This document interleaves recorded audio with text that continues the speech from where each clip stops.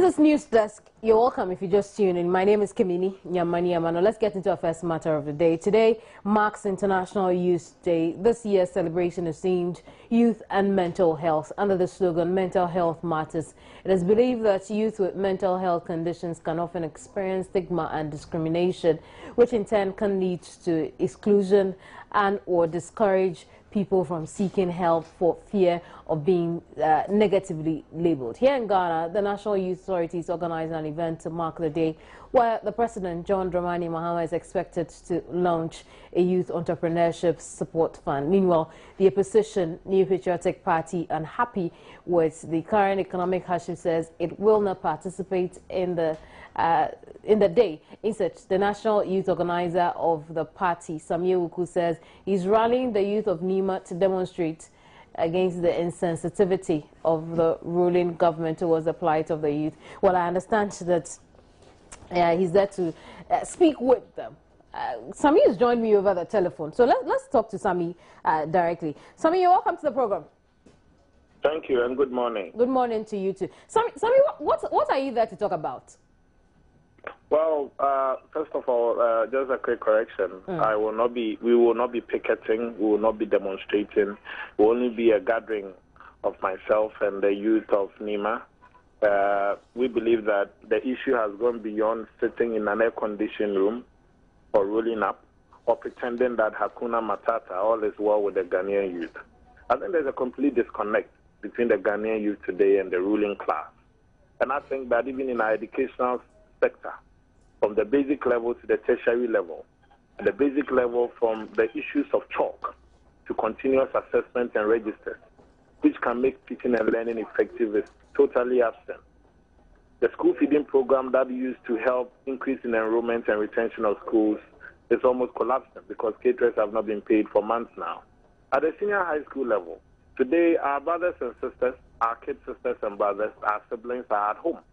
In fact, with no clear date of reopening, because the Conference of Heads of our sister senior high schools, they've told us in plain language that government has defaulted in its payment for over a year, and they can no longer bear the hardship they are going through and the kind of play games they have to play with their debtors. Also, at the tertiary level, POTAC, the Polytechnic Education Front, teachers, the Polytechnic lecturers have been on strike for over 100 days and still counting. UTAC at the university level, the university teachers are also on strike because of unpaid research allowances and all that. Take you outside the classroom. Today, the ordinary Ghanaian who wants to even enter into some kind of profitable venture cannot get access to credit or funds because that person is competing with government in the same market. And government is borrowing from the banks in the form of treasury bills. And this individual startup can no longer make ends meet by even going to the bank for little credit. And I think that in celebrating the World Youth today, yes, mental issues are very important. But the psychological trauma that we are being made to go through now, I think that this should have clearly been a signal to His Excellency the President Mahama and his pomp and pageantry matter, where they invite us to participate at the platform. But Sami, considering that there's an event today, I'd call it a good platform for some of these things you have mentioned to be made known. Why do you prefer to gather these young people on your own and not perhaps join the action at the national youth program to mark the day today at an event where these young people could actually make their concerns known? Well, I have said that they should bring the issue to the open. I want an invitation to be extended to any well-meaning Ghanaian youth who wants to attend, and not an enclosed place where you only select 3 people from a political party like the MPP. 3 invitations. This concerns the youth. It's not an antagonistic crusade. Let them be open. Let them open the doors to everybody, and so that at least we can all have the benefit of saying, we want to hear what our president is promising this time. They are launching this youth enterprise fund or foundation. We've had JIDA. Where did he end us to? It was marred with corrupt practices and unbridled greed at that sector. Today we are launching another thing. Then there was less debt. Where did they end us? So we believe that that kind of fast service approach that the government is adopting is not going to help the problem, solve the problem. We need to have a comprehensive policy to target youth unemployment. That is the biggest issue facing us today as a country. And the NDC is not showing much commitment. We would not even with the fund it's launching today. Yeah, that's what I'm saying. This is not the first time you are hearing of a fund being launched. We have that of JIDA. Let me ask, where did they end up? So much, you only hear the money being mentioned, you never see the practicality on the ground. And we are concerned. So they should take the issue out of the plush place of the banquet hall or the conference center. Let it be an open place. Let us invite the youth of Ghana who want to hear what we want to say.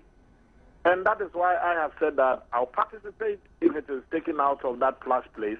I am meeting the youth of Nima this morning, obviously to put out a statement in commemoration of the World Youth Day. And we strongly believe that the status quo should not remain. The youth today are much more disillusioned, disoriented, dispirited, and disenchanted, all the negatives. Sammy, we'll leave it here for now. Thank you very much. But I have over the telephone Malcolm Asamoah. Malcolm Asamoah is founder of the Graduate Initiative Africa. You're welcome to the program, Malcolm. Thank you very much. Malcolm, today is International Youth Day. We are talking about investing in the youth of Africa. We want to take our own case, investing in the youth of Ghana. Government is going ahead to launch a 10 million Ghana City fund. Your thoughts on this? From our point of view, that's good news for the youth of the country who are entrepreneurial in nature. I think I was on news, Joy TV News a few weeks back, and I spoke extensively on it. But our concern is how those the youth funds will be managed, because like the earlier person that you interviewed talked, government have not really managed such programs very well, although they are intended to help the youth. So our main challenge or worry is how the fund will be managed.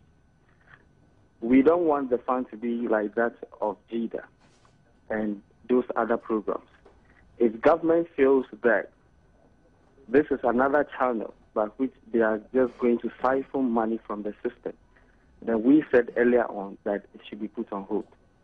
But if government can fully manage it properly and it will benefit the youth, because, look, it is difficult to get credit to start a business. And looking at how the labor market is now, all of us cannot get jobs.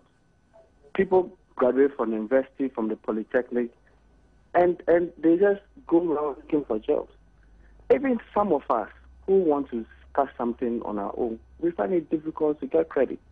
So if government is coming up with this fund to support our business idea, to support us contribute to the national development, then it's welcome. But if it will be mismanaged, then it should be put on hold. What should government have learned from its mistakes in the past? Well, if government has learned from its mistakes in the past and have decided to make corrections going forward, well, that is good news also. But we want the youth to be involved in the management of this fund as well. We want to be stakeholders in it so that our voice will be heard. You know, there's something in this country that we really don't like. Now, you as a youth, you want to speak up. You want your voice to be heard. But they don't want to listen. They believe that all that they know is the best. So we want government to open up and then listen to us. Let us also make additions and make this youth fund work properly for the benefit of all the youth in this country. Let's get more into how the youth can be involved in the judicious use of this fund. How does government involve the youth? Well, we have youth leaders like myself. Government can bring all of us together, and then we brainstorm on how we can also be actively involved. in the management of this fund. We may not really be part of management. We can offer some advices for government to use in managing this fund. Yeah. But let me ask you this as my final question. Are you happy with the way the government in Ghana has dealt with matters around young people? Well, I see that very, very bad, very appalling. Government doesn't tackle youth issues with a sense of urgency. You look around the world, you see that it is the youth that engage in social vices. It is the youth that take arms against their leaders. So youth unemployment in this country is a big national security issue. So we want government to look critically and then put in all the measures in order to equip them with skills, with money, and for them to be able to put their skills into work. Now, let me quickly add that, the system that we live in now has designed the youth to be job seekers. Right? So we want government to be able to encourage all the youth in Ghana to change that mentality. And we want people who are leading, who are like managers of government affairs in the various departments to also open up for the few of us who are trying to change how we've been modified to be. Right. Malcolm, we'll leave it here for now. Thank you very much. Right. Malcolm Asamoah is founder of the Graduates Initiative Africa.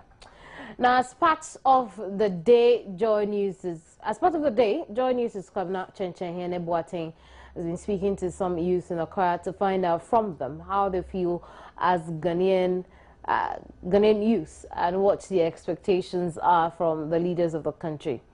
Let's hear what they had to say. Today is International Youth Day. Can you briefly tell us what you know about International Youth Day? Wow, International Youth Day. I would say it's a day for the youth. It's a day for the youth, but in our modern Ghana, nothing better is going on for the youth. You say nothing better is going on for the youth. What do you really mean by that? Because, well, if I'm not trying to politicize it, but everything has become something which is there.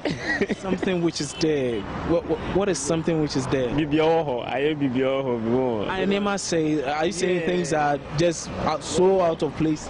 Things are not moving on well for the youth, so they are into this deviant arts, sakawa, fraud and stuffs. Well, things are not really moving on. But we just hope that today being International Youth Day, they will put good measures in place for we the youth, for things to, run and move smoothly.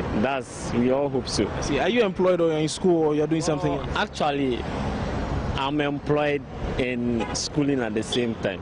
Yeah. Looking at the current situation the country is faced with, are you optimistic that things may get better, especially for the youth?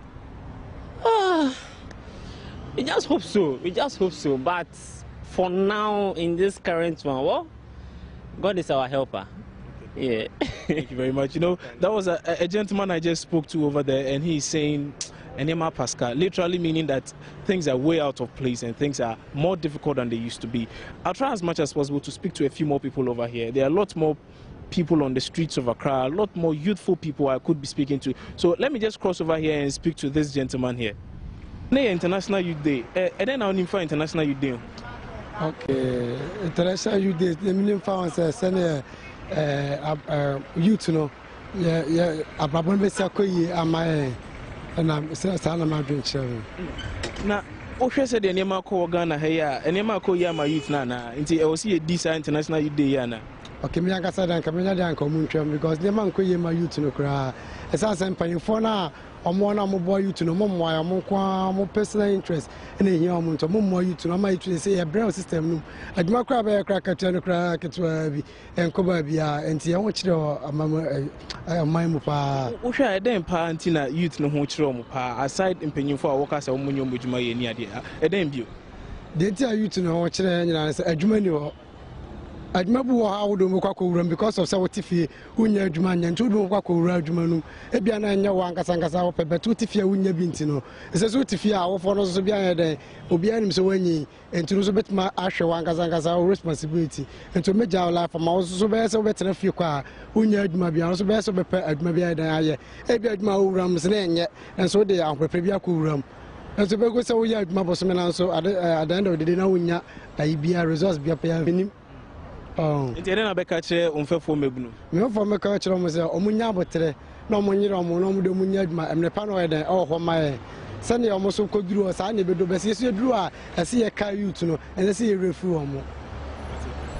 So again, another gentleman I just spoke to right here on the streets of Accra, he says he's a worker, he's a construction worker. Let me just tell you a bit of what he said. He's a construction worker, and he is blaming everything on our authorities. He's saying they are not doing enough.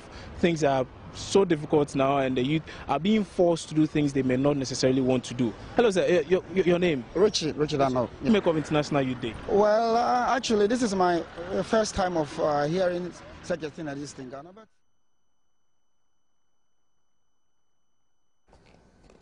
I don't know what you think about that, but I would love to know what you think all the same. Share those thoughts with me on our social media platforms. And so, with that background, I would want to interrogate when it comes to investing in the youth of Ghana. Has Ghana got it right as a country? Are we on the right path to getting to that destination? What should our priorities and focus be when we talk about the youth as Ghana's future leaders? With the studio and me are two gentlemen. Emmanuel Ashan is to my immediate left, and to my far left. Right. You're welcome to the studio, gentlemen. Thank you very much. We're going to start answering the first question we asked. When it comes to pushing the youth of the country, investing in the Ghanaian young person, what would be your assessment of what we've done so far? Well, first of all, I would say that when we are talking about young people, we need to place that within a context. Who are we talking about? It's not a straitjacket group.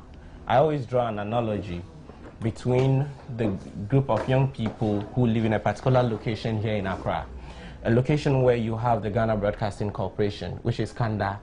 Just a straight apart from Kanda is Nima. And you look at a set of young people there, they are different set of young people. If you have policies, programs, and interventions targeted at these young people, they cannot be the same. And so you need to place young people within a certain context that some are educated, others are not educated. There are those in school, some are out of school, married, unmarried, rural, urban, and all those things. So once you have been able to clearly demarcate these differences between the young people, then you will be able to design the right programs that target them. So that's where I would want to approach the whole issue from. So let's look at it, looking at these different segments of young people. How well have we done that? I would say that largely we have invested in education, and so over the years we have achieved near universal primary education, which is the Millennium Development Goal 2. And I think that what we need to do is to extend access to secondary education. That is one big issue that we seem not to be getting correctly. When you get to the higher level of education, the tertiary level, it's even worse. You have a very narrow path where many young people who even qualify to be in our various tertiary institutions are not able to get there. I'm going to have us go into each of the matters that has got to do, each of the issues has got to do with young people in the country. But William, what would be your own assessment? What's your view on how well we have done? I think to a large extent, we've come a bit far, will I put it that way, looking at the implementation of the National Youth Policy. I had the opportunity to be part of stakeholders meetings in relation to the National Youth Policy, where programs have been structured to see to the implementation of the policy, where student leaders, even from various institutions, are part of the program implementation, and from NUCs through GNUPs. So I'd say that we have come far. We want to, talking about the the new investments in the youth in relation to the enterprise fund that is being created. I think these things are things that would help in relation to improvement of programs in relation to the youth. However, with respect to the fund, fund has been created, but the question is if it would be utilized very well. So I would say that as a country we've come far. However, there is more work to be done, especially in the educational sector. Obviously, Emmanuel started the conversation on education. While we may have made some strides, like he had acknowledged, there's still a long way to go. What should government's priorities be when it comes to education? All right. I am from Volunteers Ghana, and Volunteers Ghana is a young group that has existed within these 4 months, the past 4 months, and we had the opportunity of going out to specific areas. We went to the Central Gonja district in the north as volunteers to help, and we had the opportunity to see some of the things happening. I would want to say that the government needs to invest more into education, looking at deprived areas. You go to some deprived areas and you realize that you do not have the teachers even available. Some teachers come to school for 2 weeks. You do not, some of the teachers come to school and they rally the children behind them into their farms. The logistics needed to help, facilitate the work they do. It isn't there. I went to a school and they were teaching in the local language. I know it has been a topic of discussion, and I wanted to find out why they are teaching in the local language. And the challenge is that, yes, the students would come to school, they have the textbooks in the school, but when they get to the houses, they don't have these facilities. They don't have these logistics to help them. On that, what is wrong with teaching in the local dialects? Well, it is good to teach in the local dialect. However, when it comes to communication, we are in a global system. It's not just about Ghana. You are not going to, relate to those outside in the local language. Teaching in the local language is to, educate our people in relation to our culture, is to encourage them to be within that angle. But the textbooks that we use are not written in the local language. They are written in English language. So we should have a certain, you see, the spirit behind it. What the teacher told me is this: the students easily understand the things they are taught. Which is the point of teaching. Well, that's the point of teaching. However, if they get to their, if they get to a certain stage, and so then they might want to learn English in the English class. Right? Well, but they are not taught the other subjects. That is not specifically what we have on the table today. And so in education, government should turn attention to rural areas. Yes, and deprived areas. Recently we got a loan to help in that effect. Unfortunately, the focus for a lot of us was the component within that loan that had to do with free sanitary pads. That was very unfortunate. But essentially, that package was to deal with some of the issues you have raised in our rural communities. Would we want to pat government on the back already, Emmanuel? Yeah, I think that as a country, we also need to celebrate what we are doing, but we also need to challenge ourselves to do a lot more. My focus, I would think, is having the sort of educational system that teaches based on the needs of society, so that young people don't just pass through a system where they come out seeking for jobs, but rather come out creating jobs, creating opportunities where many other young people can also tap into those. So I think that our education should be tailored more towards the needs of society, which as a country should have a strategic focus, know that these are the sectors we want to develop as a country, and this should eventually inform the sort of curriculum that we develop for our educational sector. I think that is one of the things we need to do. I think we have done a lot of investments as far as primary education, basic education is concerned. So we are told that we have even achieved the UN Millennium Development Goals, goal number 2. But I think that we need to do a lot more at the level of secondary and tertiary education, where we have increased especially numbers when we're faced with a challenge of having schools closed down and reopened dates suspended and all that. All those. So we need to really invest in education at that level. And also, I think we need to invest a lot more in technical vocational education as well, because this is the one thing that you are assured puts skills in the hands of the young person, so that even if there are no job opportunities, this young person can create those opportunities. And this is a sector that sells itself. My problem with that, because time without number, we have heard how government has been very interested in vocational and technical training. We've seen how COTVET has rolled out. My concern is the fact that young people do not appreciate technical and vocational training. Do we want to leave that to government? William? I think that it's a matter of our thoughts and our upbringing, where everyone wants to be in a white, colored job, where you see everyone sitting in a vehicle, and we do not tend to give much attention to these areas, and the people who find themselves in these areas are not given the kind of recognition that they need to be given. So you start growing up, you grow up in a society where... Whose duty is it to change our minds? Are we waiting for government? Because I'm starting to get the impression young people are waiting on government to change their minds too. If you know that learning a trade is what would help you, why would you sit down and wait to enter secondary school? Is it government's job to come and change your mind? That is where I would want to come in. I think we have gotten to a stage where this generation must stop always attacking government and looking at what government is doing for us, and start looking at what we are doing for ourselves. And that is what Volunteerism Ghana stands for. I have completed the university. I'm done with my national service. I'm not employed yet. However, as a volunteer, I find myself going out to help. This is the situation where sometimes you are applying for a job and you'll be asked how many years of experience do you have, and then people say none. People say none. They are sitting in the house and they join groups called unemployed graduates. The question is, what are we doing? Unemployed Graduates Association. Well, what are we doing? Is that what you meant? Yes, that's what I meant. What are we doing for ourselves? We are creative. We are talented.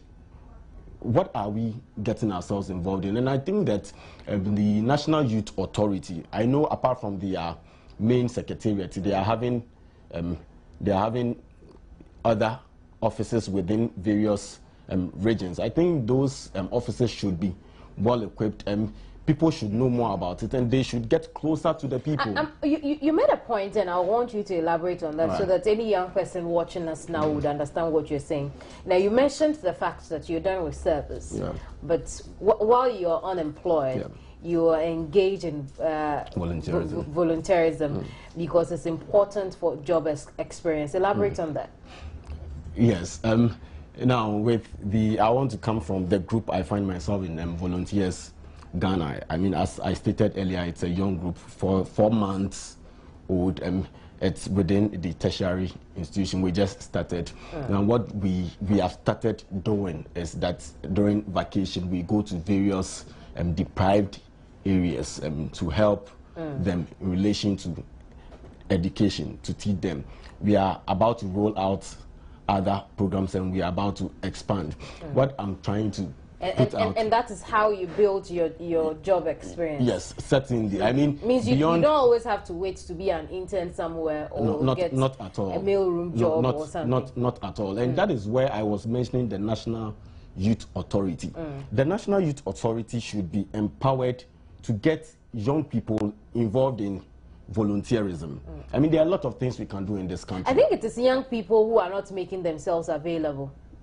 Well, that is why. We can argue it out. Well, that is why Volunteers Ghana is there. Emmanuel, you think there are young people who are willing and wholeheartedly in the country we live in at the moment, wanting to engage in volunteerism? Well, I think that, like I mentioned from the start, there are different categories of young people. So depending on who you are looking at, you may have different priorities. And so if you have a young person who, for instance, is looking for something to just basically to eat, that person will not be so bothered about those things. Then it looks like we have compared to a young person who may have had appreciable levels of education, perhaps to the tertiary level, has some skills and can do something. So it varies from one young person to the other. So unfortunately, I don't have a straightforward answer to that. But also there is the issue of apathy. There are young people who are simply not interested in anything. They are not really interested in their development. They live in their own world. I don't think that our focus is to make every young person a development advocate or be involved in volunteer work or all those things. What we are insisting on is that let us tap into the potential of all young people, so that irrespective of their areas of interest, they will still be able to bring out their best. I think that should be our focus as a nation. But definitely in every country, even in the developed world, you have young people who are apathetic to development issues. They are not really interested. But I'm happy we've moved the conversation from education now to getting employed. There's been a lot of talk about entrepreneurship and the fact that we needed to do something ourselves. In fact, William, you've mentioned the fact that we are a creative generation and we know what to do with ourselves. But the sad part is when it comes to the nurture bit of the debates, we have been brought up and educated as a people who should take instruction and go and seek job after you're done with your school. How do young people begin to inspire themselves, begin to educate themselves that indeed I am creative, I can do for myself? I would say that there is a psychological gap, to put it that way. I mean, it would not suddenly happen, and that is why Youth Volunteer Ghana is there. Some people can be self-motivated, others must be motivated by others, and that is why Volunteer Ghana is there to motivate other people to get themselves motivated. Also, I think that we talked about educational setup, even from the university. We have not been taught to come out and create jobs. We have not been taught, we don't have even the practical opportunity to get ourselves involved in the things we do. Before university, you live in a home where your parents are encouraging you, because school not pay you money, you know, instead of finish and then do something wonderful. And so it is not even about our universities anymore. It is about the kind of orientation we get as children. But the kind of orientation we get as children has something to do with our university. I mean, who are those people who set up the curriculum for our university? It is us, the same parents. So it runs through the system. It runs through the system where you go outside and even someone in college can bring out something, and you know, their initiatives are encouraged. But this is a system where even in the university you cannot challenge what the lecturer says, because the lecturer is a professor. The lecturer has gone, you are not allowed to research and challenge what is happening. Isn't that changing? Because, I remember a few times I've had it with my lecturer, but I want to believe that is changing. But it means that we as young people will have to take advantage of that. How do young people reverse that trend and have it at the back of their minds, perhaps at the front of their minds, every time that indeed we are creative people, we can identify problems in our society and then make a living out of them?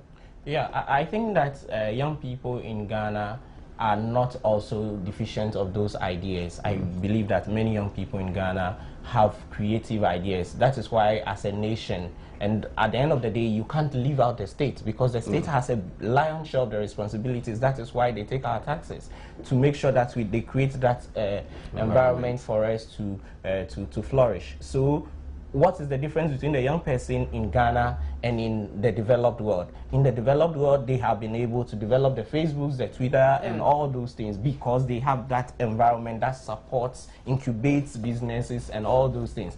In our world, we are making progress, but I don't think we are moving at the pace we should be. So I think at the end of the day, young people can push, but we also need that friendly environment so we are able to make things run. But I think that young people ultimately should also create a future for themselves. if the state is not creating one for you, you need to act on your behalf so that we don't end up having to be dependent on society, because increasingly you find difficulties in societies, and if you want to depend on others, then you are not heading anywhere. So I think that we need to also take the responsibilities on our own and expect that we would be able to pull out something from our own strength. Thank you very much, gentlemen, for your time here. I've been speaking with Emmanuel Ashon. He's a youth activist. He's to my immediate left. So is William Takia Boy. William Takia Boy is with Volunteer Ghana. And when I come back, we'll talk about other issues,